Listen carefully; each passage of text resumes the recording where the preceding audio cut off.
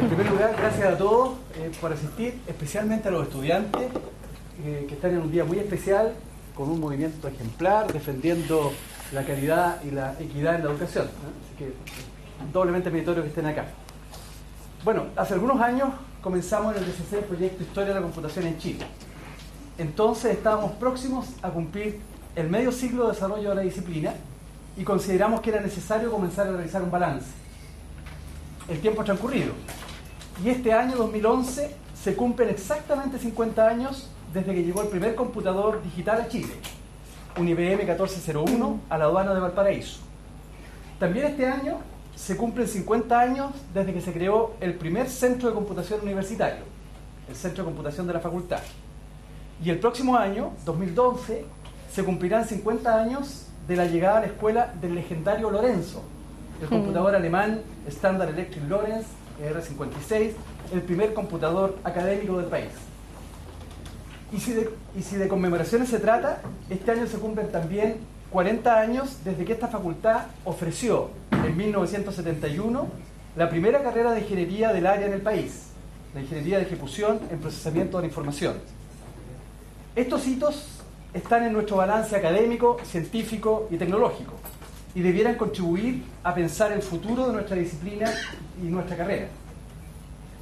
A nivel nacional, en el 2011 se conmemoran 40 años del primer año de gobierno del presidente Salvador Allende, quien asumió el 4 de noviembre de 1970 después de varios intentos por impedirlo. Y como parte del programa socialista de Allende y de su coalición la Unidad Popular, el Estado tomó la conducción de la economía y de las empresas productivas, principalmente a través de la Corfo, la Corporación de Fomento de la Producción, creada en 1939 por el gobierno del Frente Popular, presidido por Pedro Aguirre Cerda. Y desde la Corfo, hace 40 años, en 1971, se comenzó a desarrollar el proyecto 5 o CiberSim, con el propósito de administrar y coordinar la producción de las empresas del área de propiedad social. Para el proyecto fue fundamental la colaboración de INTEC y de COM, la empresa nacional y estatal de computación creada en 1968 con una fuerte influencia y participación de ingenieros y académicos de esta facultad. Sobre 5, una de las referencias principales es la tesis doctoral en Historia, Ciencia y Tecnología del MIT de nuestra invitada Eden Medina. Eden se encuentra temporalmente en Chile por razones familiares y de trabajo. De hecho, está realizando parte de sus actuales investigaciones en otros temas de su interés. Y por supuesto, accedió gentilmente a ofrecer esta charla, que de hecho coincide con la pronta publicación de su libro Revolucionarios Cibernéticos, Tecnología y Política en el Chile de Allende. Pensamos que era muy importante que nuestros alumnos y las generaciones más jóvenes conocieran que en Chile se realizaron importantes proyectos de ingeniería desde el Estado y al servicio de la sociedad y del país. Sin más, dejo entonces con ustedes a Eden Medina, licenciada en Ingeniería Eléctrica de la Universidad de Princeton, doctora del MIT y actualmente profesora de la Universidad de Indiana y además editora de los anales de Historia de la Computación de la IE-Cubo. La idea es que Eden exponga en aproximadamente una hora y finalmente tendremos tiempo para hacer preguntas o dar opiniones. Así que dejo con ustedes a Eden. Ya, gracias. Gracias.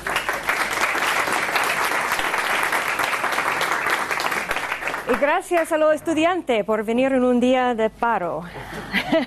Buenas tardes, mi nombre es Eden Medina y al principio me gustaría agradecer al Departamento de Ciencias de Computación, en particular los profesores Juan Álvarez y Claudio Gutiérrez, para auspiciar esta charla. Es un gusto para mí tener esta oportunidad de compartir mis investigaciones con ustedes.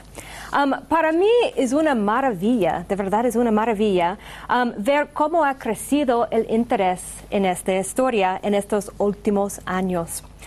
Voy a hacer una encuesta aquí.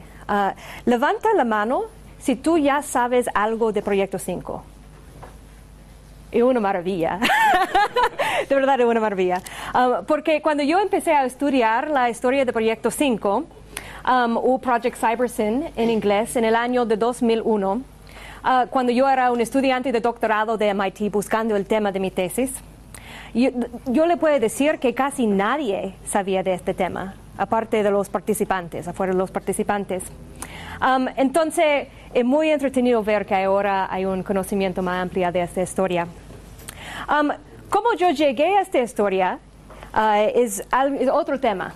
Y yo puedo decir más al final si hay interés.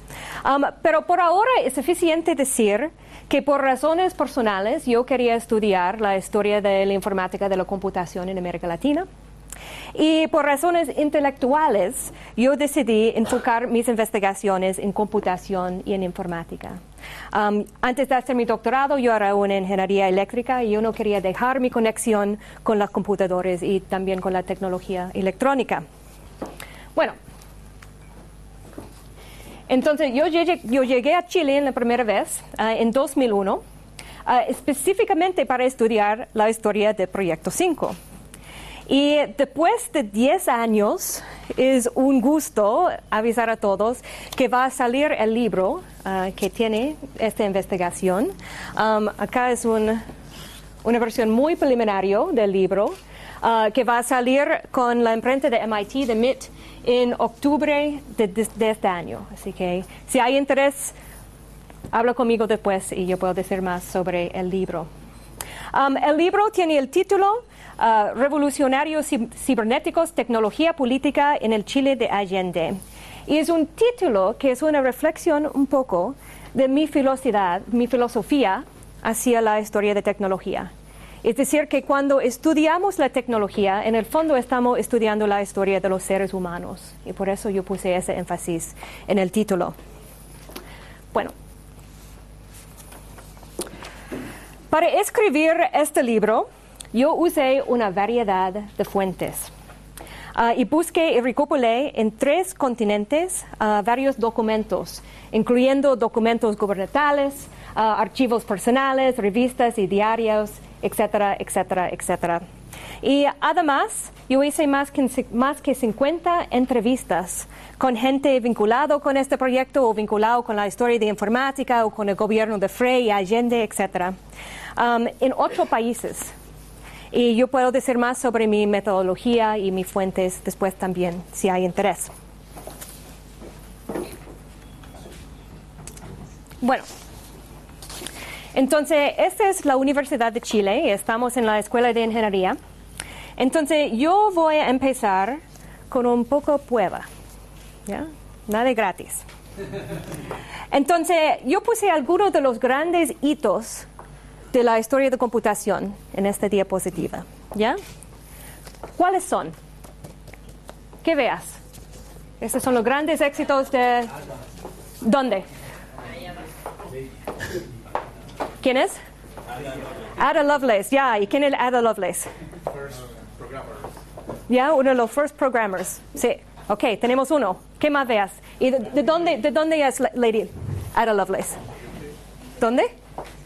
¿De qué país?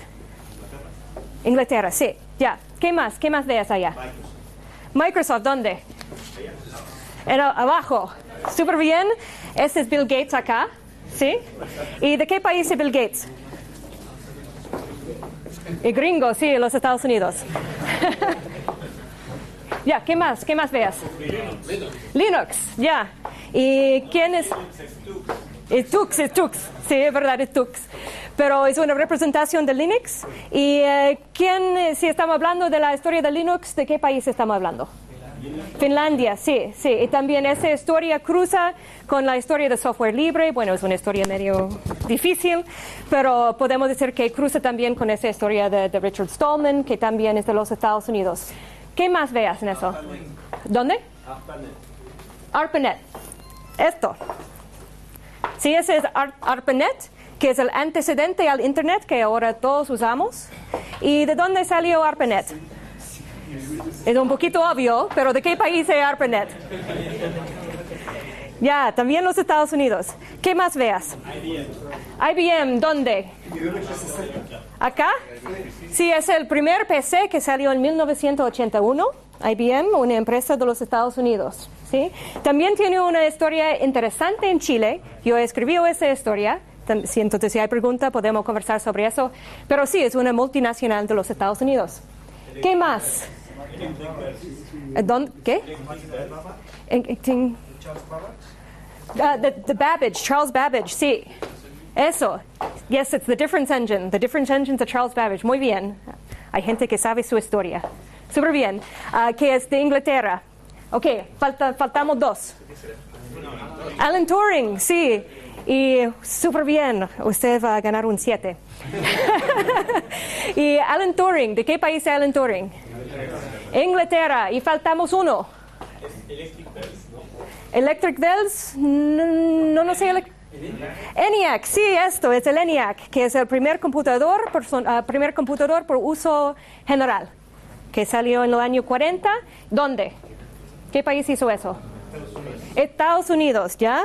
Entonces, tal vez usted está empezando a ver mi punto. La historia de la computación tiene una geografía. Hay una geografía a la historia de computación. ¿Y qué es esta geografía? En el hemisferio norte, ¿sí? Como los Estados Unidos, Europa, en el hemisferio norte. Exacto. ¿Y dónde está América Latina en esta historia? ¿Ya?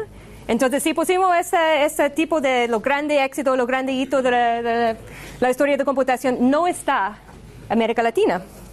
Y yo creo que es muy fácil pensar que los países de América Latina no tienen mucho de ver en términos de la historia de computación, o tal vez que no son importantes, porque no son parte de este mapa de los grandes hitos. Y yo comienzo mi trabajo desde la perspectiva que esas presunciones son falsos, ¿okay? Que ese es falso en el fondo. Bueno, Chile tiene una historia de computación, como ya ha dicho el profesor Álvarez, muy largo y muy interesante. La historia de computación en Chile, mira, podemos discutir dónde queremos empezar, pero al mínimo estaba presente en los años 20. ¿Okay? Estos caballeros están usando máquinas de tabulación en el departamento de aduana en Chile. Y eso está en el fin de los años 20. A mí me encanta esta foto. Este es de los años 50 en la mina Chuquicamata. Y ese es un departamento Hollerith, y después era el departamento de IBM. Y ese departamento era responsable por los sueldos y otra cosa administrativa de la mina. Y a mí me gusta mucho esta foto porque puede ver muy claro la división de género en ese tipo de trabajo. Es muy marcado. Y que también como mujeres y hombres fue parte de esta historia, ese tipo de trabajo.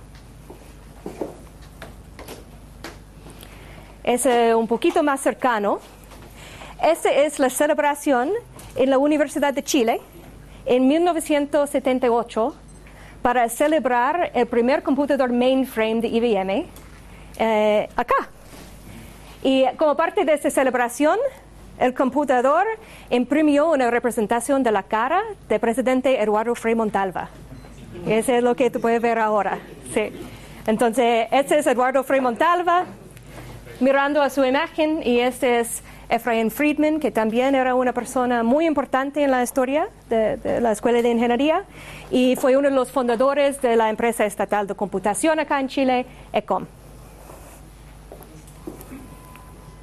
Ya. Entonces, ¿por qué? ¿Por qué estoy contando todo eso? Bueno, hay dos puntos clave. Uno, que Chile tiene su propia historia nacional de computación. Aunque no está en ese grande hitos, tiene su propia historia nacional de computación. Y dos, que esta historia está vinculada a la historia de computación en otros países y viceversa. Entonces, una cosa es decir ya, vamos a poner la historia de Chile también como otra historia nacional. Bueno, ahora estamos haciendo eso. Pero yo creo que eso es un poquito incorrecto, porque la historia de computación es algo que está vinculado entre muchos países. Y las ideas y los artefactos, las tecnologías, las personas cruzan las fronteras. Y ese proceso de cruzar y mezclar y viajar es muy, muy, muy importante por el proceso de innovación. ¿Ya? Entonces, la historia de computación no es una historia solo nacional, pero también transnacional. Ya. Y ahora llegamos a la historia de Proyecto 5. Y yo creo que Proyecto 5 es una historia muy importante en parte porque muestra esos dos fenómenos. Uno, que sí Chile tiene una historia de computación muy interesante y único, y también que esa historia está vinculada a la historia de otros países y viceversa. Entonces yo voy a usar parte de mi tiempo hoy día para explicar estos tipos de conexiones y la significación de eso. Ya.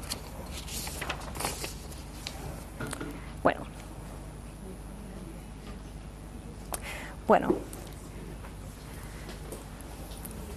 Entonces, antes de empezar con la historia de Proyecto 5, y parece que muchos de ustedes saben algo de la historia de Proyecto 5, ese era un proyecto que fue construido entre los años de 1971 y 1973 por un grupo de chilenos de Corfo y Intec y ECOM, y también un cibernético inglés llamado Stafford Beer.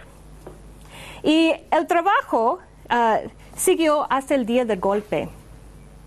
Y el Proyecto 5 y la sala de operaciones que yo ya mostré era un prototipo, es decir, que nunca funcionó en la manera que fue diseñado, pero había componentes del sistema que ayudaron al gobierno, especialmente durante el paro de octubre de 1972.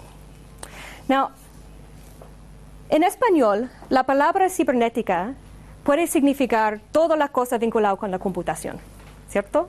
Tiene una definición más amplia. Pero el término cibernética tiene una historia muy, muy específica. Entonces yo voy a explicar un poquito de eso antes de contar más de la historia del Proyecto 5. ¿Qué significa cybernetics o cibernética? Cybernetics viene de la palabra kybernetes, que es una palabra griega que significa steersman en inglés, o el que maneja un barco. ¿Ya? Salió desde el trabajo de un matemático de MIT, Norbert Wiener. Esa es una foto de Norbert Wiener acá. Y él publicó su libro Cybernetics en 1948, un poquito después de la Segunda Guerra Mundial. Y hay muchas definiciones de cibernética, ¿ya? Pero de acuerdo a Wiener, Cybernetics es definido como todo el campo de la teoría de control y comunicación, ya sea en la máquina o en el animal. Entonces, una idea clave de la cibernética es que los organismos biológicos, las máquinas, los sistemas sociales, todos tienen características parecidas. Y si vamos a analizar ese sistema desde un perspectiva sistemático, ellos tienen características que son muy, muy parecidos. Ya. Otra trivia. Nada gratis. La cibernética, como yo dije, bueno, hay discusiones de dónde empieza eso. Wiener dijo que esas ideas cibernéticas empezó en 1942. Los historiadores han dicho que, bueno, antes con trabajo en sistemas de control, de telefonía, de radar, etcétera, etcétera. Wiener publicó su libro en 1948, su libro Cybernetics, y este fue el primer momento cuando este término salió a una audiencia más amplia. ¿Ya? Entonces, mi pregunta de trivia, ¿en qué año se vinculó Chile con la comunidad internacional de científicos cibernéticos? Y antes de responder, usted debe saber que algunos de los mejores mentes de la época estaban involucrados en esta comunidad. Estamos hablando de Norbert Wiener, de Shannon, de John von Neumann, ¿okay? Gente muy, muy listo. ¿En qué año? ¿En qué año está vinculado Chile con esta historia? No hay premio. Ni castigo.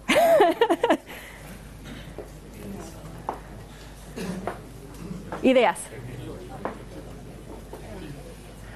¿Algunos valientes? ¿Cuándo? ¿Qué piensa? Los años 70. Ok, un voto a los años 70. ¿Qué más? 50, mid-60s, los años 70, 65. ¿Qué más? ¿Ya?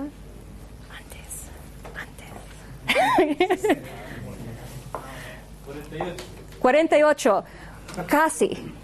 Casi. Entonces, en el archivo de Norbert Wiener en MIT, yo encontré un documento escrito por un chileno que fue escrito en el año, bueno, ¿qué puedo poner eso? En enero de 1949, 3 meses después de la publicación del libro Cybernetics. Así que casi 3 meses después. Y este chileno escribió esta carta a Norbert Wiener por 2 cosas. Él dijo que él estaba en el proceso de diseñar su propia máquina de computación y él quería ayuda de Wiener, buscando fondos y tal vez para desarrollar más las ideas. Y también que él quería que Wiener manda libros a Chile sobre la informática, la computación, porque es muy difícil conseguir esos libros en Chile. Y también él pidió una copia del libro Cybernetics de Norbert Wiener. Así que desde 1949, tal vez hay otro ejemplo que yo no sé, ¿ya? La comunidad chilena ha sido en conversación con la comunidad cibernética, así que no es algo nuevo. Chile casi siempre ha sido vinculado con esta comunidad. Y yo puedo decir más sobre esta correspondencia si hay interés al final de la charla. Lamentablemente yo no escaneé los documentos antes de viajar, yo no sabía de esta charla, pero son muy entretenidos. ¿Cómo se llama? Raimundo Toledo. Ya.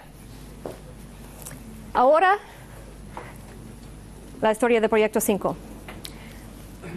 Las ideas cibernéticas, bueno,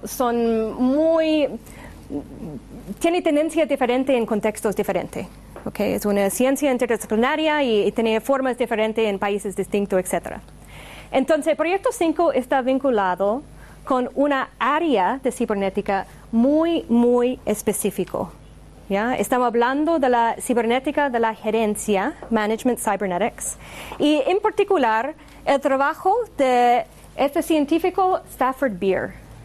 ¿Ya? Esta es una foto de Stafford Beer cuando él tenía más o menos 30 años, él estaba en su 30, y él era gerente de una empresa de consultores Sigma, ¿ya? En los años 60. Esa es una foto de Stafford Beer que yo saqué en 2001 cuando yo tuve una entrevista con él. Yo pasé 2 días con él haciendo una historia oral sobre el Proyecto 5. Y bueno, hay una diferencia. Hay una diferencia entre las 2 fotos. Un periodista lo describió Beer como una mezcla entre Orson Welles y Sócrates. Y tal vez puede ver un poco de esto en esta foto. La cosa importante es que había una transformación adentro de Beer. Okay. En los años 60, Beer era un empresario muy exitoso. Él ganó mucha plata. Era como conocido internacionalmente. ¿Ya? Y en esta foto, él parece más como un hippie. ¿Sí? Y esta transformación, mucha de esta transformación, pasó durante su tiempo en Chile. ¿Ya? Como Humberto Maturana me dijo, Stafford Beer llegó en Chile como un hombre de negocios y él salió de Chile como un hippie. Y puede ver eso muy claro en estas 2 fotos. Ya. Yo voy a decir pocas palabras sobre las ideas científicas de Beer, solo suficiente para que usted pueda entender esta área específica de cibernética y cómo esas ideas cibernéticas aparecen en el trabajo de Proyecto 5. Ya. Entonces, Stafford Beer, Norbert Wiener llamó a Stafford Beer el padre de la cibernética de gerencia. Beer, como otros cibernéticos, creo que la cibernética ofreció un vocabulario común para estudiar sistemas biológicos, mecánicos y sociales. Él estaba interesado en el estudio de los sistemas demasiado complejos. ¿Y qué significa eso? ¿Okay? No solo son sistemas complejos, pero tal vez sistemas que con mucho trabajo tú puedes saber, bueno, tenemos todos los componentes y las relaciones. Él estaba interesado en sistemas como el cerebro o la economía, ¿ya? Sistemas que son demasiado complejos y con todo el tiempo en el mundo no podemos entender todos los componentes y las relaciones entre ellos. Por eso, él estaba más interesado en el comportamiento de los sistemas y no en la representación. Entonces, si Beer quería hacer un modelo de un sistema, él no estaba interesado que es 100% fiel a la estructura, al sistema original. Él solo quería construir un sistema que tenía el mismo comportamiento de este sistema original. ¿Ya está claro? Sí, ya. Él estaba interesado en holismo, no reduccionismo. Entonces, no estudiar la parte, pero pensar más en el sistema entero. Este punto es interesante porque causó mucho problema por Beer. Causó mucho problema. Él tenía otra idea de lo que significa control. Y normalmente cuando pensamos en la idea de control, pensamos en dominación. ¿Sí? Si yo voy a controlar algo, es que yo voy a dominar algo. Y Stafford Beer tenía otra perspectiva. Él pensaba que control es autorregulación, no es la dominación. Entonces, en vez de diseñar sistemas rígidos, él quería diseñar sistemas que tenían la capacidad de adaptarse a su ambiente, ¿ya? Para llegar a este momento de homeostasis. ¿Ya? Entonces, otra perspectiva en el concepto de control. Y también él pensaba que los computadores estaban siendo usados en una manera equivocada. ¿Ya?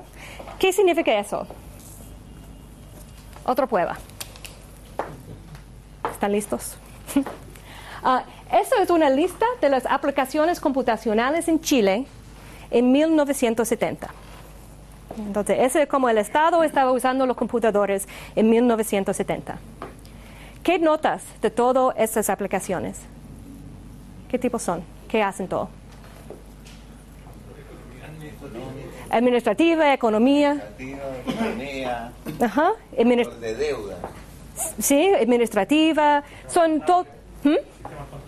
Sistema contable, sí. Que esos son los computadores en estos ejemplos son puros para procesar datos. Sí, son como los calculadores grandes en todas esas aplicaciones. Y Beer creyó que los computadores, en vez de esta imagen, puede ser usado para la comunicación, puede ser usado para ayudar el proceso de decisiones, puede ser usado para acción. Entonces, otra perspectiva, es una perspectiva más parecida de cómo nosotros usamos computadores hoy en día. ¿Ya? Bueno, ahora movemos a Chile. Ya. Es imposible entender esta historia, la historia del Proyecto 5, sin saber algo del contexto histórico. Y la época de la Unidad Popular en Chile es un momento bien complicado, como ustedes saben, y lleno de interpretaciones diferentes. Yo voy a ofrecer un breve resumen para que usted pueda entender mejor por qué y en qué manera el gobierno comenzó a construir este sistema. Ya. Y esta es una foto, obviamente, de Salvador Allende. Yo voy a mostrar varias fotos de este tipo. Y son de un fotógrafo de la revista Life Magazine. Y yo tuve la oportunidad de hacer una instalación con su foto en 2003, entonces por eso yo tengo acceso a esas fotos muy bonitos. En 1970, los chilenos eligieron para la presidencia al candidato socialista Salvador Allende por una diferencia de tan solo 1.3% del voto popular. Y este era un momento histórico tanto en Chile que en el mundo.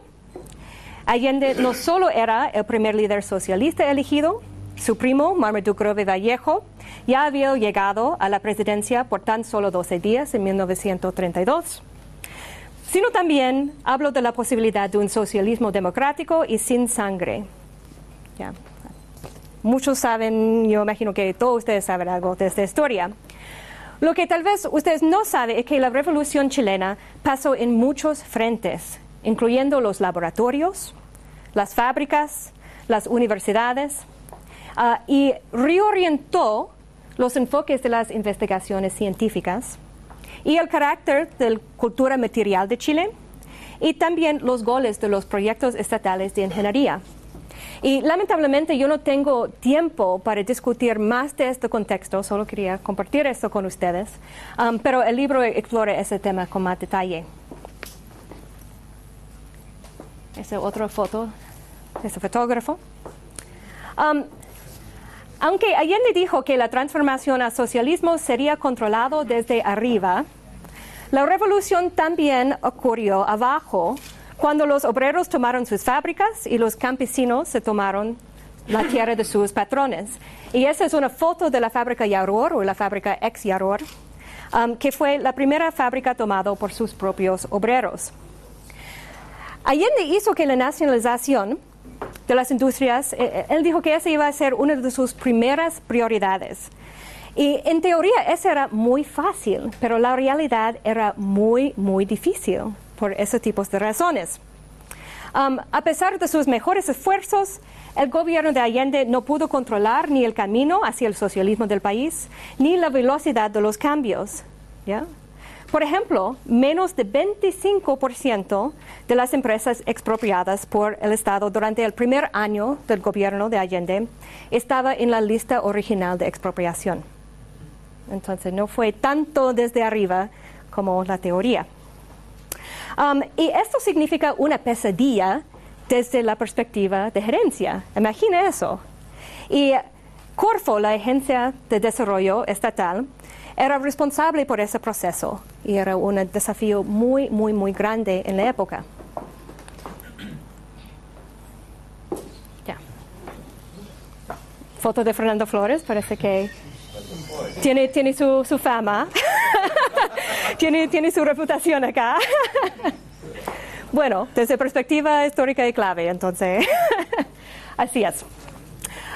El gerente técnico de Corfo en ese momento era un joven, Fernando Flores, que en esta época tenía 28 años. Era muy, muy, muy joven. Y él ya había cumplido mucho, incluyendo ser el director de la Escuela de Ingeniería en la Universidad Católica. Imagina, como a los 28 años. Y a causa de sus méritos técnicos y su afiliación con el partido El Mapu, él llegó a la tercera posición en la jerarquía de Corfo, que es la parte técnica, la parte más cercana a la regulación de las fábricas desde la perspectiva técnica. Y Flores estaba buscando una manera para mejorar este proceso de cómo podemos manejar la economía, ¿ya? Ese problema de gerencia. Y en el libro yo tengo un capítulo entero sobre las ideas de cibernética de gerencia y también las ideas de socialismo democrático de la unidad popular y los paralelos que existen entre los dos. Y era un momento muy único que todas esas cosas se influyen. ¿Ya? Fue una cosa muy contingente. Ya. Entonces, en julio de 1971, Flores escribió una carta a Beer pidiendo a Beer su ayuda con ese proceso de cómo podemos manejar este proceso de nacionalización. Y esa es una fotocopia de la carta original que Flores mandó a Beer. Y esa es una reproducción, una fotocopia de la respuesta de Beer. Y mira, imaginen ustedes que tú recibes una carta del otro lado del mundo que está ofreciendo a ustedes la oportunidad de aplicar sus ideas a nivel nacional. Imagina esa experiencia por Beer. Entonces, Beer estaba muy feliz con esta oportunidad y él canceló sus otros contratos. En noviembre de 1971, él llegó en Chile. Ya.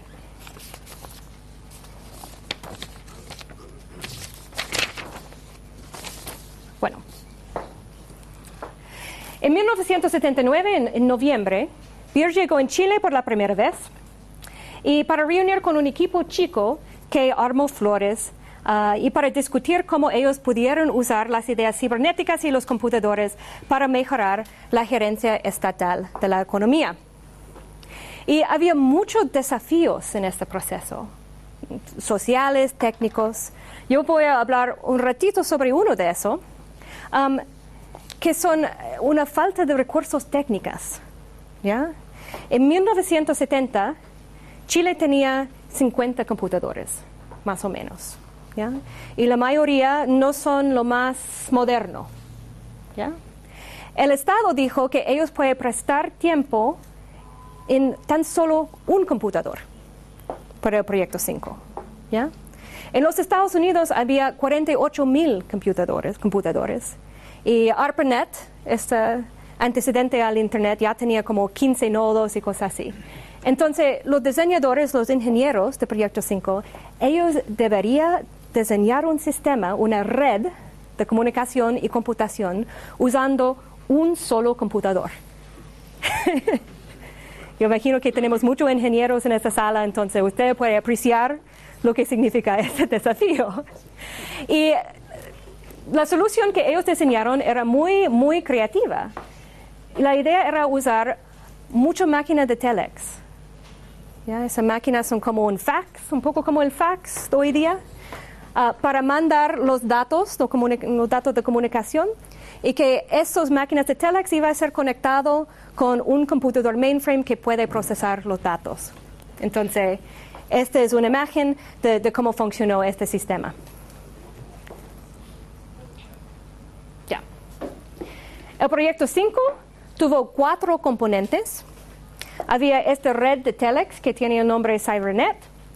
Había software especializado que se llama CyberStride, un simulador económico con el nombre de Futuro Ucheco, había los 2 nombres, y también la sala de operaciones que tiene el nombre OpsRoom.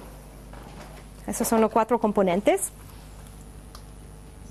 Y el funcionamiento de este sistema fue basado en una de las ideas claves de Beer en su cibernética.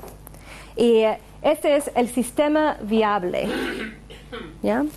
Y es muy complicado, como puede imaginar de esta imagen, pero yo voy a explicar un punto clave de este sistema, ¿ya? Para que pueda entender cómo funciona Proyecto 5 en una manera cibernética. Beer dijo que el sistema viable es un modelo en general. Así que puede funcionar en las fábricas, puede funcionar en los organismos biológicos, en los sistemas sociales, etc. Yo puse el ejemplo biológico porque yo creo es más fácil entender eso. Y esto representa una forma de control descentralizado. ¿Ya? ¿Recuerda esa tensión entre el control de arriba y el control de abajo? Él está buscando un compromiso entre los dos. Entonces, una manera que puede ver eso es en el ejemplo biológico. Entonces, al nivel 1 de este sistema hay 5 niveles. A nivel 1 son los órganos, los pulmones, el corazón, los riñones. Y al nivel 5, el nivel más alto es el cerebro. Y el cerebro es el órgano que maneja desde arriba. Entonces, normalmente, tú no piensas en las acciones de los pulmones, ¿cierto? No piensa cuando está respirando. Ahora todo está pensando en la respiración. Pero normalmente no. Normalmente los pulmones hacen eso automáticamente, solo.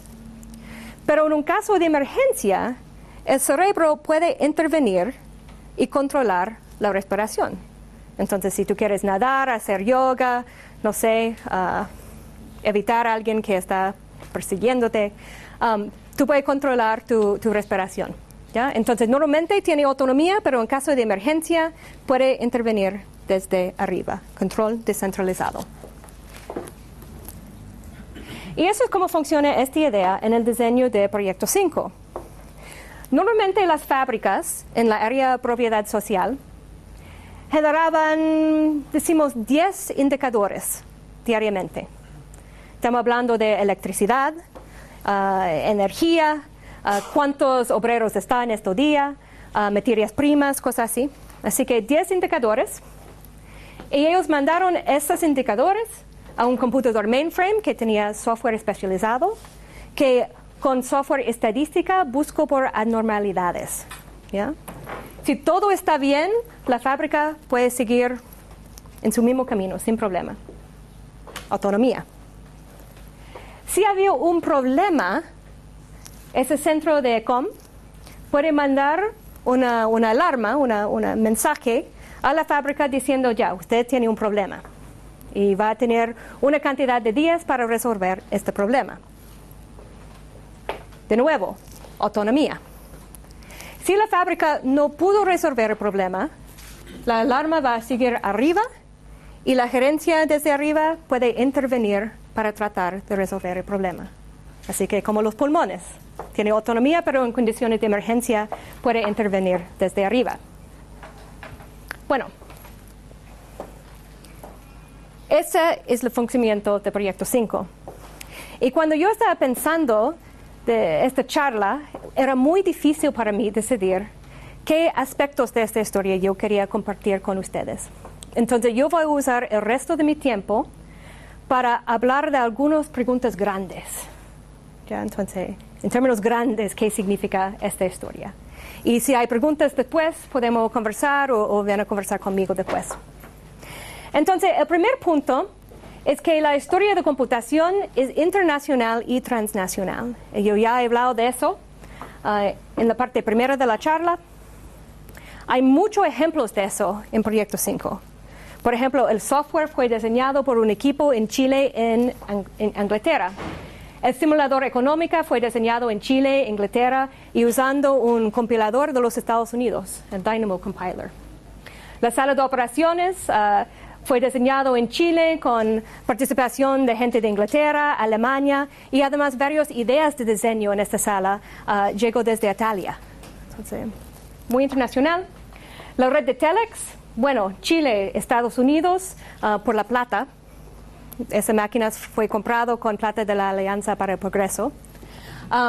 Alemania, yo no he verificado el origen de estas máquinas, pero algunos participantes me han dicho que son de Alemania. Y también Inglaterra, por supuesto. Y el Grupo 14, no tengo mucho tiempo de decir algo sobre el Grupo 14, pero ese es un grupo de chilenos más chico, como el Grupo Core de este grupo, que fue más interesado en la teoría de la cibernética. Y ellos hablaron más de las ideas cibernéticas y trabajó con Humberto Maturana, Francisco Varela, Heinz von Forster, quien viajó a Chile varias veces. Entonces hay una historia entera del Grupo 14. Y el otro punto importante es que la dirección de influencia no solo es del norte hacia el sur, sino también del sur hacia el norte.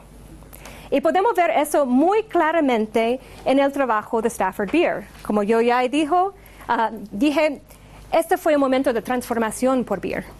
Y él usó el vocabulario de Humberto Maturana en sus estudios de la burocracia, los sistemas administrativos, etc. Entonces, esas ideas de Chile tuvo una influencia muy grande en su trabajo.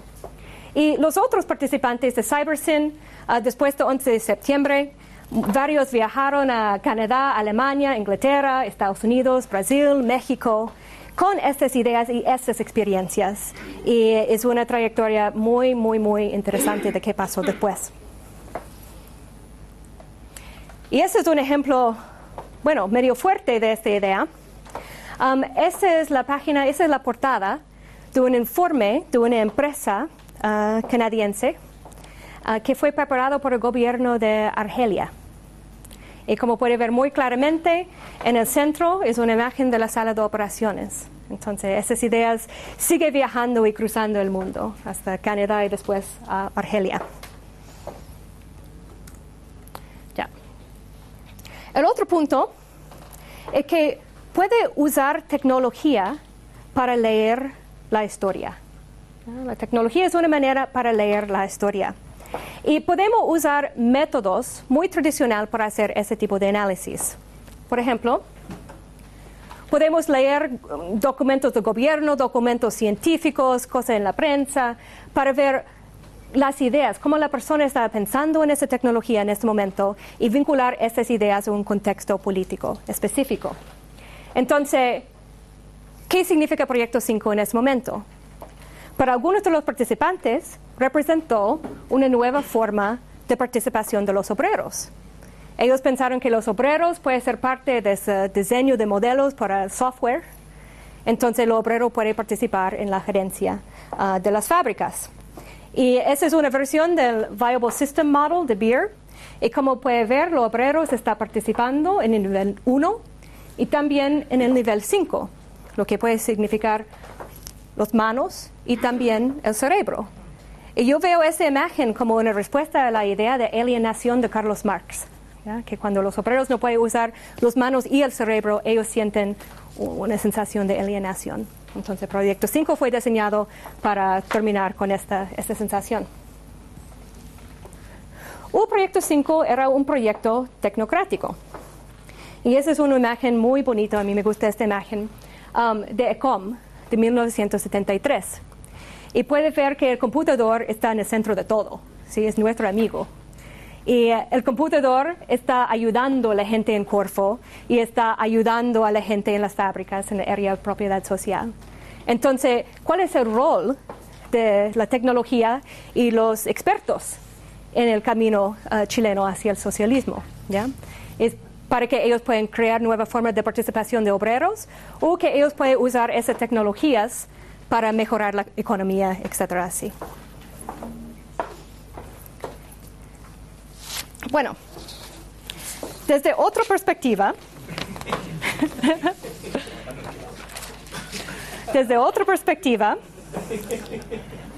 el proyecto representó lo que era malo del gobierno y ofreció una oportunidad para expresar sus miedos sobre el socialismo chileno.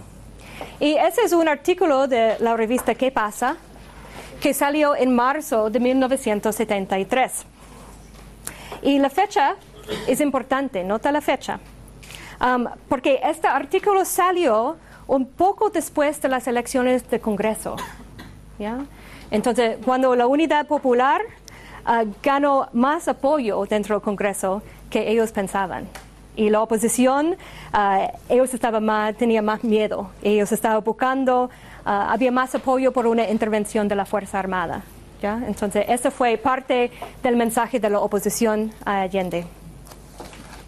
Entonces, hay métodos que podemos usar que son más tradicionales desde la perspectiva histórica para hacer este tipo de análisis.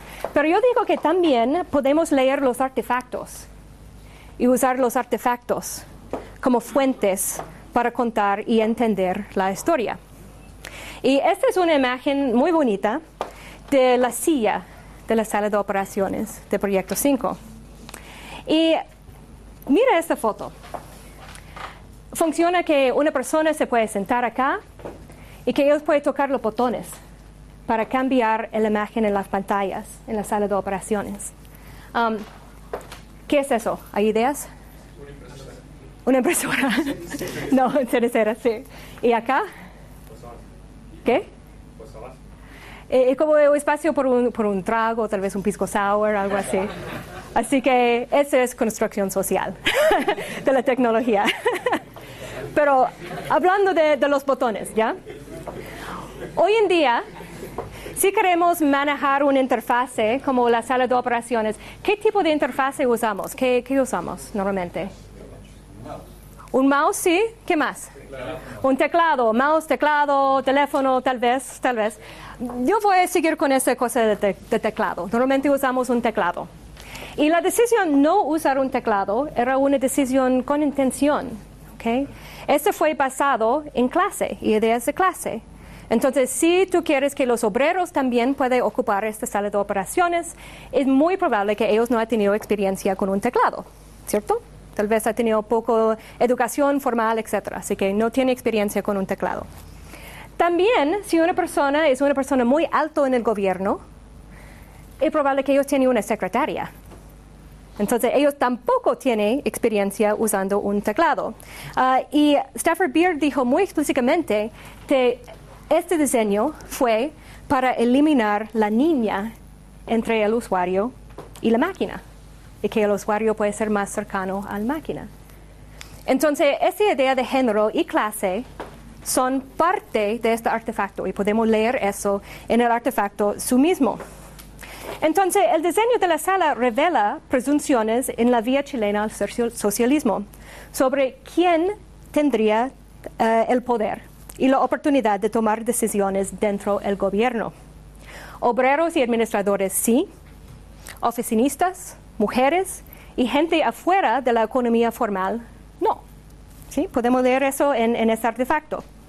Y además, el diseño de la sala de operaciones, la CIA en particular, muestra que las visiones del futuro también son influidos por ideas de género y de clase, y en este caso muestra las limitaciones de una revolución.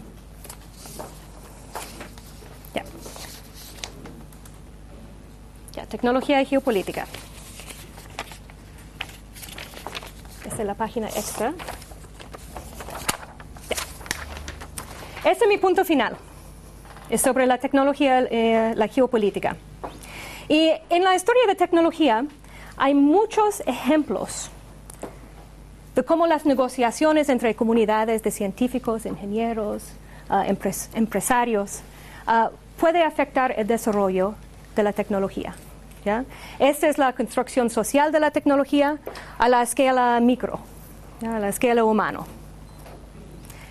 Sin embargo, la geopolítica también tiene un papel muy importante en los procesos de innovación tecnológica. ¿Ya? Hablamos de la escala macro, la escala más grande, estructural. Y yo escucho la siguiente pregunta con frecuencia. ¿Podría haber funcionado el proyecto 5 si no hubiese ocurrido el golpe del Estado? Y ese es el tema principal de un libro que salió hace poco, de Ciencia Ficción 5. Es una pregunta muy interesante. Y mi respuesta a esta pregunta, bueno, yo voy a decirlo en términos simplificados. En términos puramente técnicos, es decir, hablando de puro software, de puro máquina telex, si hay electricidad en la sala de operaciones, cosas así, yo creo que sí, el proyecto 5 puede funcionar. ¿Ya? El simulador económico no tanto, pero el resto de los componentes sí, yo creo que sí puede llegar a su conclusión. Pero en mi opinión, esta pregunta no tiene sentido desde una perspectiva histórica. Porque es imposible crear una tecnología que tenga la capacidad de manejar una economía cuando dicha economía es el blanco de la intervención extranjera. Y los méritos técnicos de un proyecto no importan si están vinculados a un proyecto político que en el contexto de la Guerra Fría no está permitido de sobrevivir. Este es un caso extremo. Proyecto 5 seguramente es un caso extremo. No obstante, es un caso que ilustra cómo la geopolítica puede determinar si una tecnología puede sobrevivir, puede ser exitoso o no, a pesar de sus méritos técnicos. Y este es mi punto final. Si seguimos estudiando solo las tecnologías que son exitosas, entre comillas, vamos a reforzar esta geografía de la historia de tecnología. Y en mi opinión, esta es una lástima. Entonces, yo voy a mostrar algunas lecciones técnicas de Proyecto 5. Estoy en el Departamento de Ciencia y Computación en la Facultad de Ingeniería. Entonces, yo voy a enfocar en las lecciones técnicas de Proyecto 5. Y hay más lecciones técnicas y además hay lecciones políticas, sociales y históricas, pero por ahora las lecciones técnicas. Ya. Primero, el Proyecto 5, un proyecto que no resultó al final, mostró que es posible construir sistemas sofisticados con tecnologías que no sean las más avanzadas. ¿Ya? Y podemos ver eso con la construcción de la red de Telex, como una tecnología que no era lo más avanzado por su época, pero que ayudó al gobierno en este momento. Y yo no soy la única persona que ha visto esto en la historia del Proyecto 5.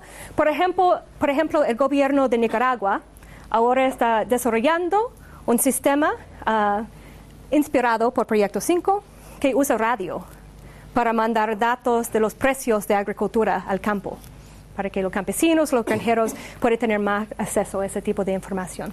Entonces, radio no es la tecnología más sofisticada, pero igual puede construir sistemas muy sofisticados usando este tipo de tecnología. Ya, 2. El Proyecto 5 muestra que nuestro contexto social y político puede limitar nuestra imaginación técnica. Y yo creo que ese es un punto muy, muy importante. Y vimos eso en el diseño de la CIA. Y en este caso, las ideas de género y clase limitaron la manera en que los actores históricos articularon una nueva forma de la modernidad. Y esa observación es importante porque incentiva a nosotros evaluar qué presunciones existen en el diseño de tecnologías hoy en día. y cómo esas presunciones pueden limitar nuestra propia imaginación social, política y tecnológica. 3. La ingeniería de los sistemas sociales puede ser más difícil y más importante que la ingeniería de los sistemas técnicos. Y hay miles de ejemplos de eso en la historia del Proyecto 5. Por ejemplo, si tú quieres tener un sistema que procesa los datos, no sirve si la gente no está dispuesta a mandar los datos. Así tú necesitas ese sistema social también. Y al final, Proyecto 5 muestra que participando en proyectos de alto riesgo, incluyendo proyectos que al final no resulten, es una experiencia muy, muy valiosa. Y yo no quiero decir que Proyecto 5 fue un fracaso, porque esa es una palabra, yo creo que oversimplifica la situación un poco, porque en algún aspecto fue exitoso, ayudó al gobierno a alguna parte, etc. Pero es verdad que no resultó al final este sistema. Y es verdad que también la experiencia de trabajar en este proyecto cambió la trayectoria profesional de muchos de los participantes. Y en el mundo tecnológico es importante arriesgar, y los fracasos muchas veces pueden ser la fuente de los futuros ideas exitosas. Entonces, yo he llegado a la hora justo. Hay dos opciones. Vamos a hacer otra encuesta. Yo puedo mostrar la canción de Ángel Parra, letanía para un computador, un niño que va a nacer. Yo tengo una grabación, es como 5 minutos. Entonces yo puedo poner esta canción o podemos empezar con las preguntas ahora. Entonces, Ángel Parra. ¿Ya? ¿Preguntas? Lo siento. Entonces yo voy a poner esa canción de Ángel Parra. Y después yo puedo responder con gusto a las preguntas de ustedes. Y esa es una canción que Ángel Parra nunca grabó. Él escribió esta canción por ser usado con Proyecto 5. Y en 2008, en Alemania, él viajó para participar en un festival de arte. Se llama Transmediale. Y yo estaba allá también. Yo hice esta grabación de la canción allá, y él me dijo que en sus pensamientos un sistema de computación es como un embarazo. ¿Ya? Entonces, si tú traes ese sistema en el mundo, hay una responsabilidad. Tú no puedes abandonar eso. Por eso él tenía para un computador y un niño que va a nacer. Y ahora yo no voy a parar más, usted puede escuchar.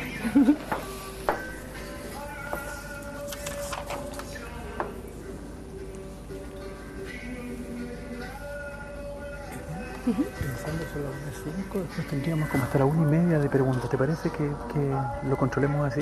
¿Hasta la 1:30 de preguntas? Ustedes manejan. Vale. Entonces. Ok, ya, yo lo controlo un poco.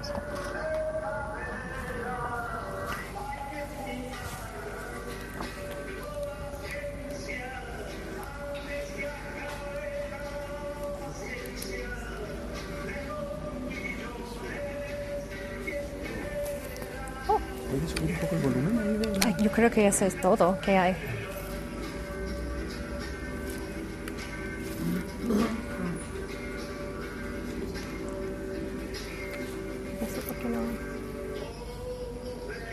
¿Por qué no sale?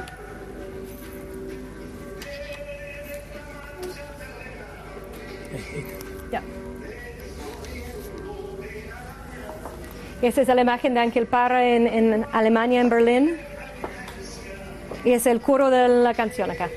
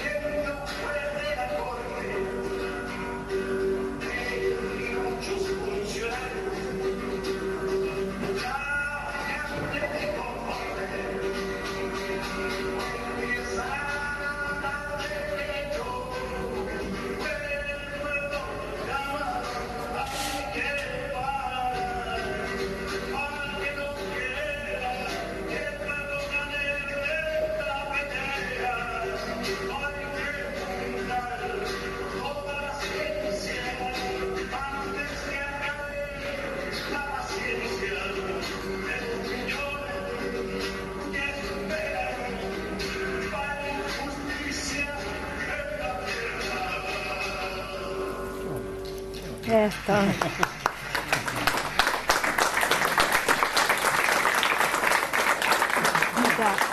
Tenemos espacio una media hora para preguntas u opiniones, no necesariamente preguntas. Entonces, solo les pediría brevedad para que así la mayor cantidad de gente pueda participar. Ya. Así que adelante, por favor. ¿Quién rompe quién? Nadie tiene preguntas. Ya. Quería saber cómo ha sido la acogida en el MIT como tesis doctoral para los advisors allá. Ajá. Hacer un trabajo sobre computación en Latinoamérica cuando están trabajando allá en Estados Unidos y Sí. o sea, propones al final que de acá también hay una aporte a la computación en otro lugar. Sí, con mucha automotivación es la respuesta. Entonces, yo estudié en el Departamento de Ciencia, Tecnología y Sociedad en MIT, que es un departamento interdisciplinario que enfoque en método de histórico y antropología en la estudia de ciencia y tecnología. El departamento no tenía nadie que especializa en la historia de América Latina, pero había gente, bueno, Norbert Wiener es de MIT. Entonces, mucho de esa actividad acerca de la historia de la cibernética pasó en el MIT y tiene archivo buenísimo. Entonces, la parte cibernética, yo tenía mi formación de doctorado, pero yo debería buscar a alguien que tiene este tipo de conocimiento sobre la historia de América Latina. Y yo fui muy afortunado que el profesor Peter Wynne, yo no sé si usted conoce el nombre, él escribió ese libro, Tejedores de la Revolución, sobre la historia de Chile durante la época de Allende, y él aceptó ser mi profesor y guía. Entonces, estudios independientes, etcétera. Y después yo llegué a Chile para vivir y estudiar más acá, porque desde mi perspectiva es muy importante que esta historia debe ser contado desde una perspectiva chileno y en el contexto político chileno. Y eso. Entonces, automotivación. Sí. Otra pregunta. Preguntas u opiniones. O opiniones. Perdón. Adelante. Ahora estoy, parte de la respuesta es que estoy buscando mi próximo proyecto, así que si usted sabe algo interesante, yo quiero escuchar las ideas. La otra respuesta es que ahora yo estoy lanzando un proyecto sobre el terremoto en Chile, y buscando como la historia de la infraestructura y comunicacional, etcétera, en Chile. Entonces, no puedo decir más porque el proyecto es muy nuevo. Pero estoy interesado en crisis y informática y place, como locales.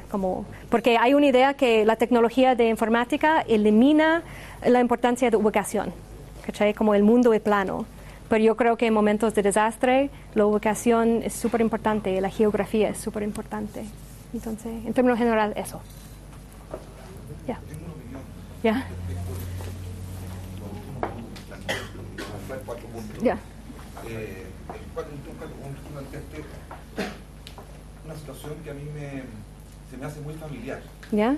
La conozco, la pienso y creo que así como tú la pensaste, todos lo hemos pensado actualmente. Yo trabajo en la industria en Chile y he llegado a la conclusión, al igual que tú expones, que la informática social es lo que debe prevalecer y tener la relevancia.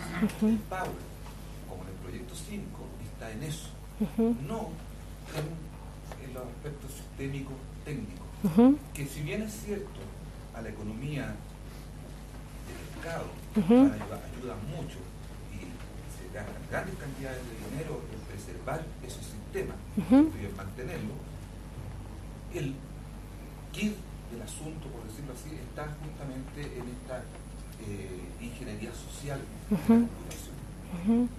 Algo hemos visto, o algunos aspectos en lo que significan las redes sociales, o en los foros de algunos diarios. Hoy no, porque nuevamente eso volvió a ser algo muy manipulado. Pero la libre expresión social genera las confianzas para lo que tú dices, el procesamiento de estos datos reales. Uno puede considerar científicamente y objetivamente realidad esos datos que se ingresan, digamos, en términos de una suerte de ingeniería o de recaudo social del dato. Para lo que era necesario, para ejercer el poder a lo mejor, como lo plantearían algunos.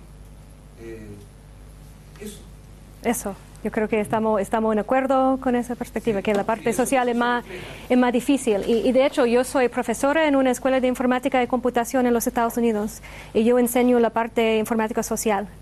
Y la idea es que si una persona va a ser un técnico, un computín hoy en día, que no es solo técnico, que debe tener una vista más amplia y tener conciencia de este tipo de cosas. Entonces, estamos 100% de acuerdo. Me encontré, como le digo, con esa familiaridad. Sí. Encuentro que es bonito rescatarlo. Ya, gracias. No estás sola, digamos, pensando lo mismo.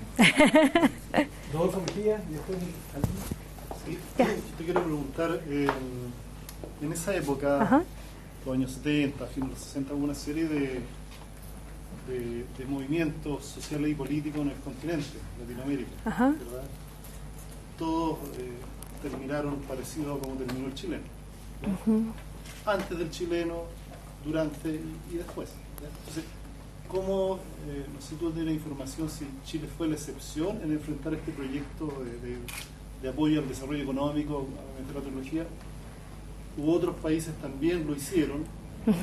¿Ya? ¿Y cómo les resultó a ellos?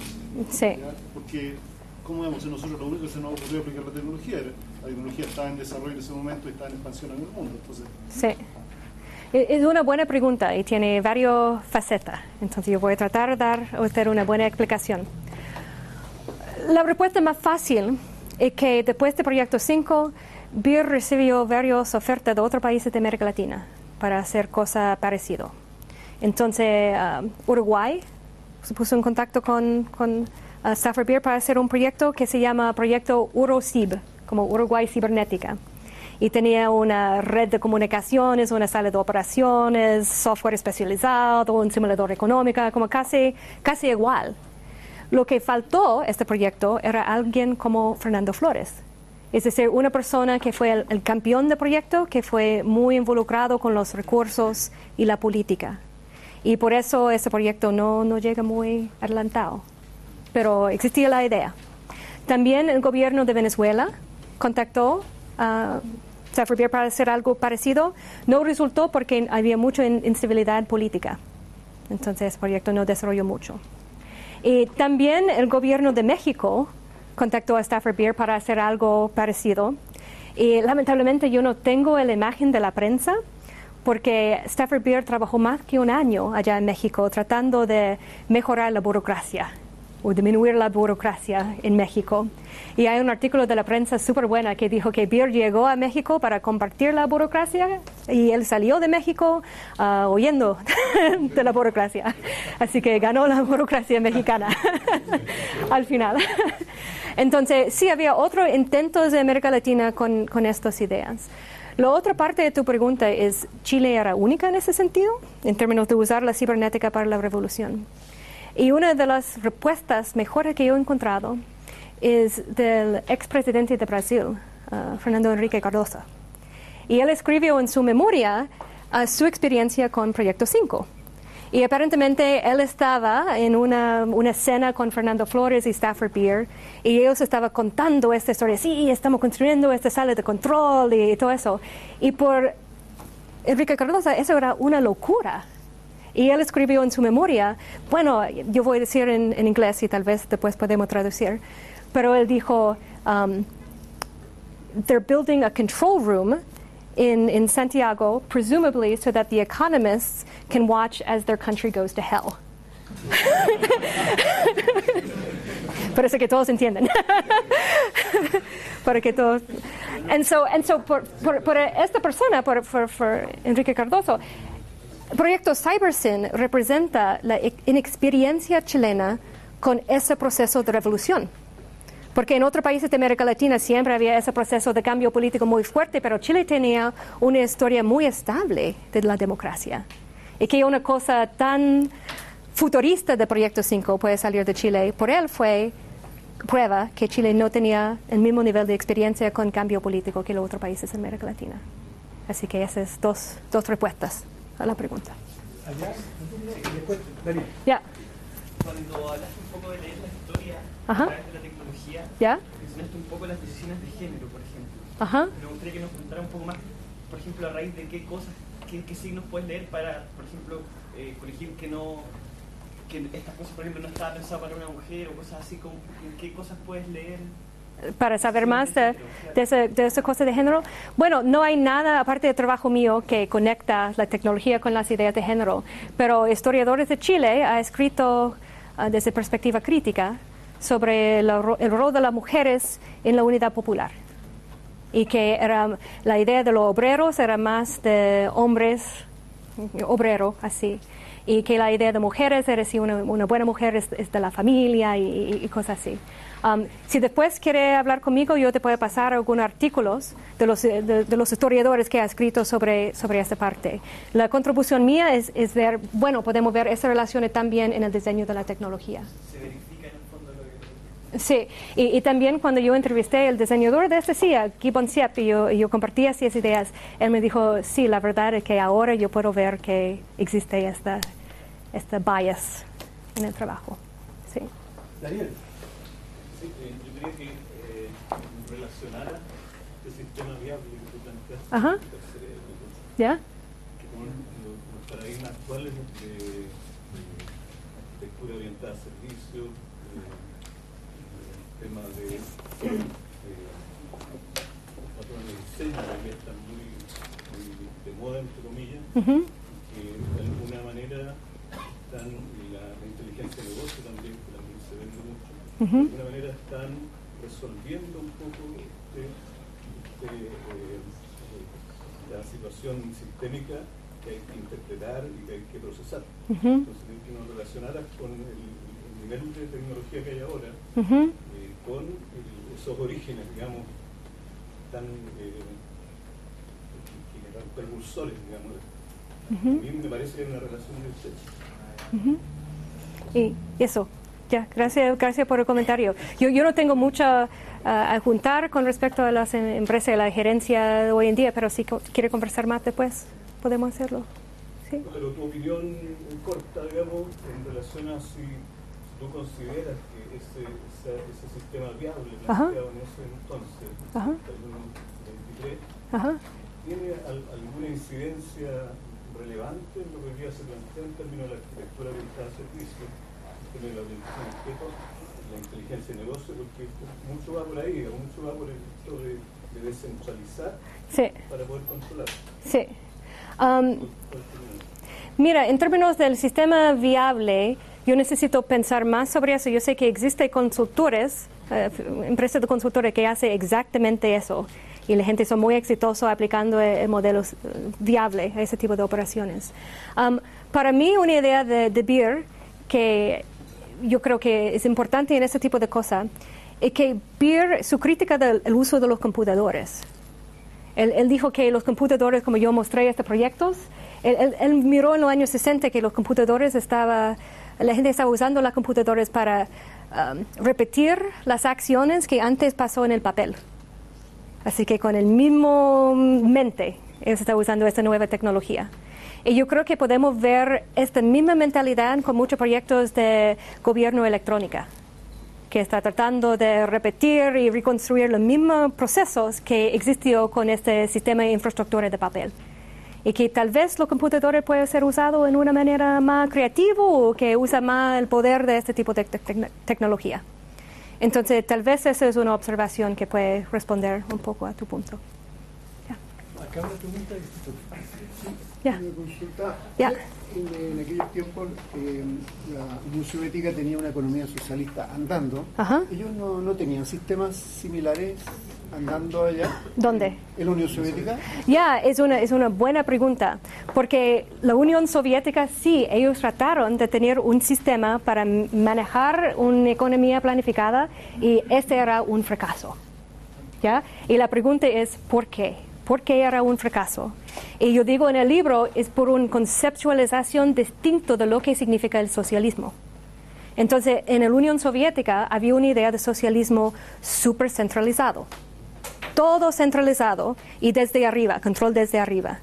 Entonces, cuando ellos estaban construyendo este sistema para manejar los datos electrónicamente de la economía, ellos tenían la idea que todo va a ser centralizado. Así que todas las fábricas van a mandar datos a los centros de computación regional y después y así. Y eso significa que los computadores deben procesar millones de datos rapidísimo. Y también significa que la persona, si uno mientan de los datos, que ese error va a subir y subir y subir y subir. Y no funcionó. Y además, desde la perspectiva social, había gente de ministerios diferentes y departamentos diferentes que no quería perder su poder. Entonces, ellos no apoyaron este tipo de sistema. Y los sistemas de computación en la Unión Soviética, porque ellos estaban tratando de diseñar una red, como al mismo tiempo de ARPANET. Y hay un artículo súper bueno de un historiador, Slava Jerovich, que tiene el título Internet. Como y es sobre Internet, es buenísimo. Y responde a esta pregunta por qué la Unión Soviética no tenía el Internet antes de los Estados Unidos. Y parte de eso es por negociación de poder, así que los ministerios no querían, hay compatibilidad entre ellos. Y también esa idea de la centralización. La cosa bonita de esta idea de Beer es que no necesitamos todos los datos. ¿Ya? Solo necesitamos 5, 10 datos de cada empresa, solo la cosa más importante, y que mantengamos esa cosa entre autonomía y control centralizado. Y ese es un sistema más manejable que el experimento en la Unión Soviética.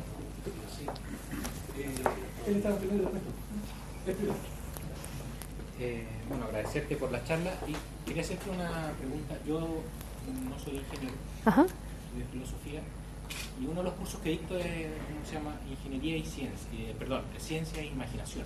Ah, qué bien, súper bien. Y yo tengo una duda así muy seria, digamos, ¿no? Tú como profesora, o sea, como docente y a la vez como conocedora de la historia de la tecnología, ¿no? Y las relaciones de tecnología, género,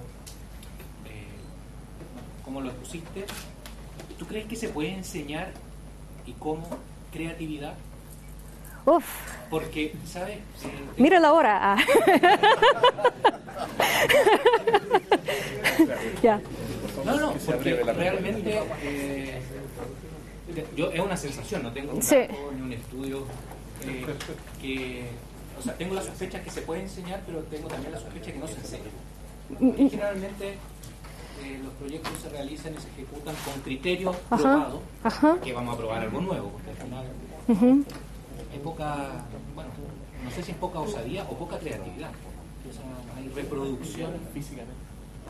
Eso, yo sé que es una pregunta así, pero me inquieta eso, porque en una escuela de ingeniería o una facultad de ciencias físicas y matemáticas, yo creo que podría ser una preocupación importante.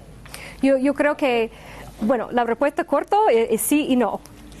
Sí, entonces hay mucha gente que quiere enseñar la creatividad. De hecho, en mi escuela de informática tenemos un grupo entero de gente que estudia Human Computer Interaction Design, el diseño de la interacción entre el ser humano y los computadores. Y ellos quieren enseñar creatividad para que la gente pueda poner esa creatividad en el diseño de nuevos sistemas. Y yo tengo 2 colegas que ahora están viajando por Asia y grabando y viendo cómo la gente en Asia, los artesanos, está haciendo su cosa para que ellos puedan extraer cosas y aplicarlo en la sala de clase para enseñar la creatividad. Yo creo que es una cosa que no puede ser fabricado, pero tal vez en las escuelas de ingeniería podemos tener más espacio para fomentar ese tipo de trabajo. Yo no voy a darte una respuesta que solucione todo. Yo creo que la creatividad en este proyecto salió no solo por este grupo de personas, pero por un contexto político. Eso. Y que en este momento político había un contexto que sí, tú puedes pensar en otra manera. ¿Ya? Y como tú puedes pensar en una manera diferente. Y más que eso, y tal vez eso en parte va a responder a tu pregunta, que el gobierno va a darte fondos. ¿Cachai? Que hay fondos para realizar ese tipo de trabajo. ¿Cachai? Entonces, no es solo un momento para pensar diferente y que la gente quiere pensar diferente, pero hay recursos también para desarrollar ese tipo de cosas. Pero solo, disculpa una interacción. El contexto es importantísimo, evidentemente, determina. Sí. Pero también en este caso académicos, profesores, deberían demostrar cierto interés, porque el contexto puede ser... El contexto es interpretable, no es objetivo. No, obvio, sí. Entonces, hay fondos, sí, pero para qué, cómo, y cómo yo invento fondos, no sé. Sí, como en el libro yo digo que ese es un contexto muy, muy único en el sentido que había un grupo de jóvenes, de verdad jóvenes, de 28, 27, 30 años, que tenía un proyecto que era muy diferente y que también ellos estaban en las posiciones altas del gobierno, con los recursos y todo para realizar ese tipo de cosas. Y bueno, esa es una cosa más difícil replicar. Yeah. Tendríamos tiempo con un par de preguntas más. ¿Habría un compañero inscrito? Bueno, yo quería comentar respecto a lo que se estaba hablando recién de las experiencias actuales. Ajá. Ahora, durante las jornadas de 15M, la acampada en Madrid, ajá, se estuvo ocupando, o sea, bueno, se está ocupando todavía, ajá, un sistema de federación de servidores que se llama Lorea, que no sé si tú conoces, has tenido alguna idea. No. Bueno, es un proyecto que ya tiene un par de años, ajá, que había, no sé, unos 5.000 usuarios más o menos involucrados. Lo que en estas últimas 3 semanas ha llegado a los 20.000 de forma muy rápida a raíz de este tema. Y este sistema justamente funciona con esta lógica donde hay relación entre las partes, pero también hay autonomía. ¿Ya? El sistema está pensado como un sistema de federación de redes sociales, ajá, donde cada servidor es una red social, ajá, pero los servidores están interconectados. O sea, tú puedes ver actualizaciones que suceden en otros servidores, ¿ya? y te va a aparecer la información como si estuvieras dentro de ese servidor sin estar ahí. ¿Ya? Y puedes saltar de uno a otro. Ok. ¿Y está vinculado con la historia de Proyecto 5? ¿Como había una influencia de Viable System Model o es como una coincidencia? No really. Ya. O sea, así como una relación directa no hay, pero es interesante pensar cómo esas ideas pueden estar presentes hoy en día. Ya, gracias por el comentario. Sí, es siempre interesante escuchar ejemplos de hoy en día de cómo esas ideas sobreviven. No sé si estaba comentando como los sistemas de administración de empresas, pero esta es una iniciativa que viene del mundo del software libre. Ah, ya. Ya, perfecto. Bárbara inscrita, compañero y ella. Bárbara. Ya. Sí, esto es un poco relacionado con lo que dijiste tú, y lo habíamos comentado nosotras antes, que tiene que ver, tú dijiste, en el mundo tecnológico es importante fracasar para poder descubrir las grandes ideas. Sí. Entonces hablábamos de cómo acá se da mucho menos emprendimiento entre, por ejemplo, los jóvenes que salen de computación, que es lo que se ve en Stanford, en otras universidades, y entre gente que hace doctorado y todo eso. Entonces, tú me decías que se puede enseñar emprendimiento y se hace. Hay intentos, sí. Y yo no tengo las cifras del éxito, pero yo sé que hay mucho interés y sí lo hacen.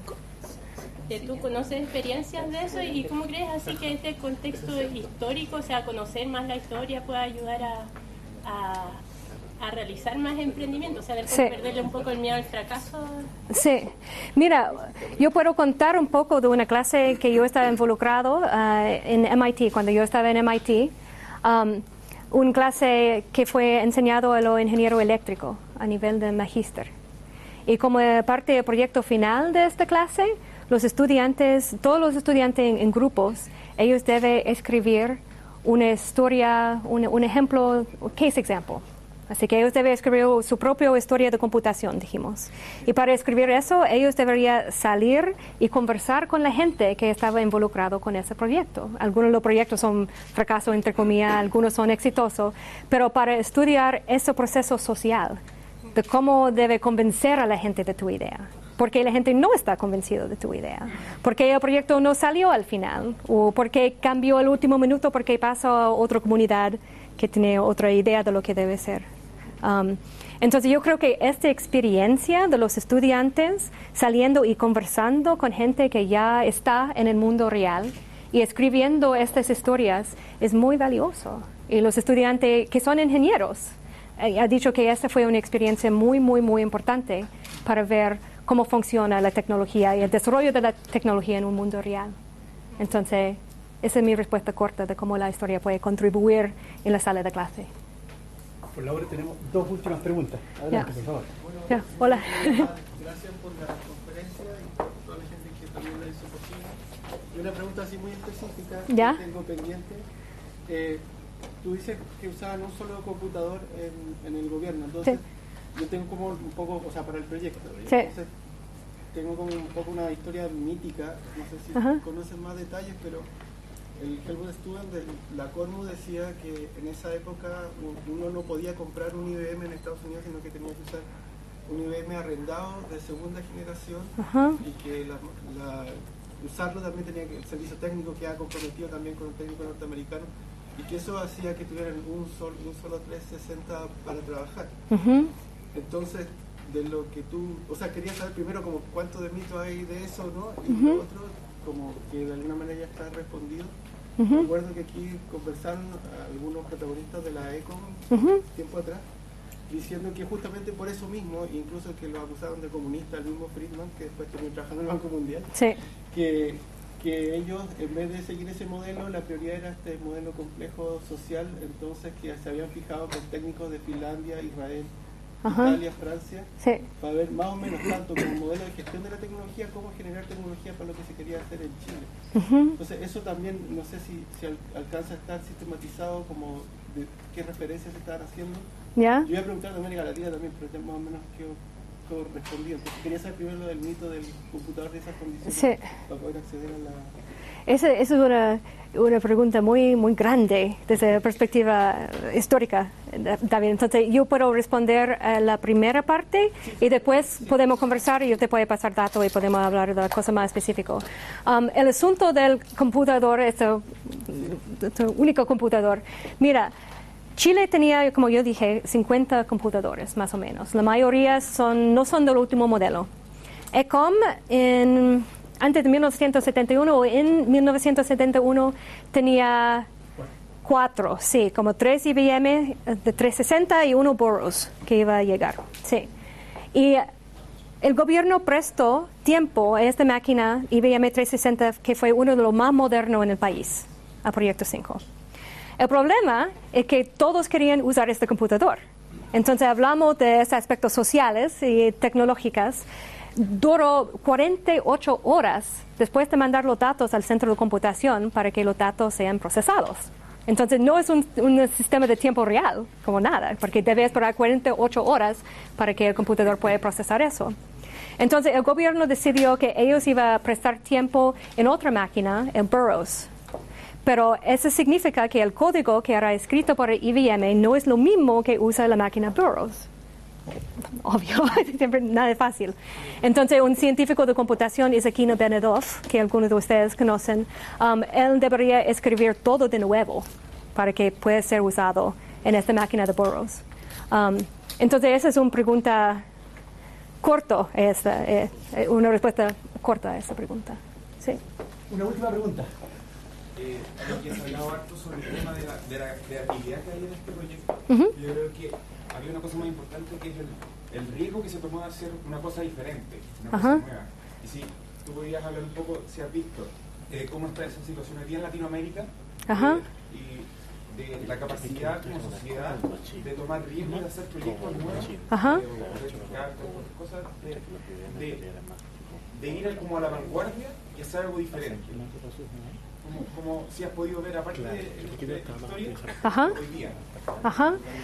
Mira, yo creo que hay una inspiración, yo creo, en esta historia, que si tú puedes hacer algo diferente, bueno, tal vez no resulta, pero igual tú puedes usar estas ideas en el futuro en una manera muy exitosa. Pero yo creo que es importante recordar que en ese momento, como la gente que estaba mirando este proyecto, ellos pensaban que esa era una locura.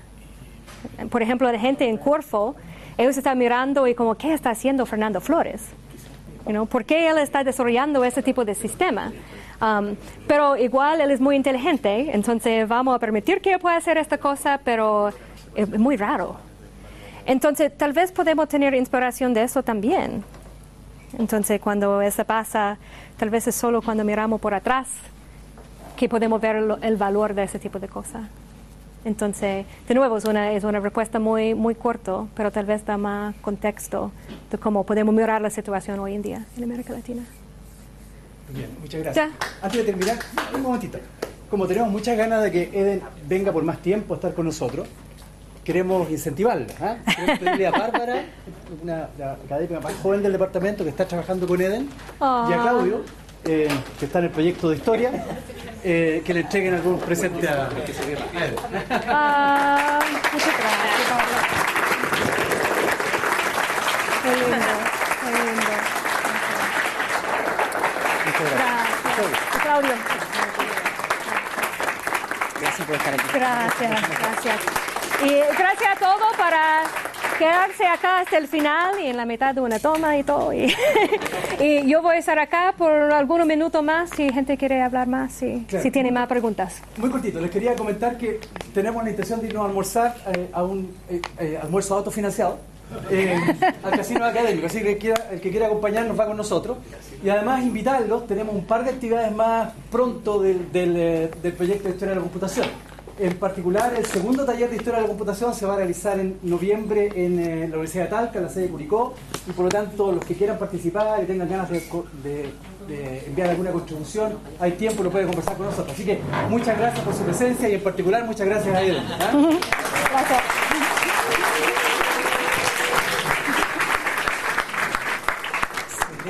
Muchas gracias. Nosotros nos conocimos hace muchos años. Tú me llamaste. Ya. Recuerdo, ¿cuál es su nombre? Ricardo Vega, el Centro Cultural de España. Hace muchos años. Sí. Pregunta, yo sé que vas a estar muy ocupado. ¿Tú cuándo te vas? El 24 de junio. ¿Y tienes tiempo como para una entrevista para internet o no? Puede ser, sí. Mira, yo te puedo pasar... Cristi, ¿me puede pasar mi billetera? Dale. Vamos a ver. ¿Ya? Me cambio. Yo te respondí el mail. Sí. Mañana nos juntaríamos. Mañana nos ponemos, sí. Yo te voy a mandar un mail entonces ahora para decirte dónde. Perfecto, en geofísica. Ya. Okay. Hasta mañana. Ya. Esta es... Yo tengo la tuya de Indiana, pero... Eso es de Indiana. Perfecto. Entonces, mándame un email. Perfecto, ahí está mi dato. Chiquitito. ¿Puedo pagar? Mira, el Simpson. Esa innovación. Ya. ¿El libro? ¿Cuándo y cómo? Mira, ya está en Amazon. Está en Amazon, así que tú vas al amazon.com y busca el título, Cybernetic Revolutionaries. Ya está, puede comprar, pero va a salir en octubre. Así que no va a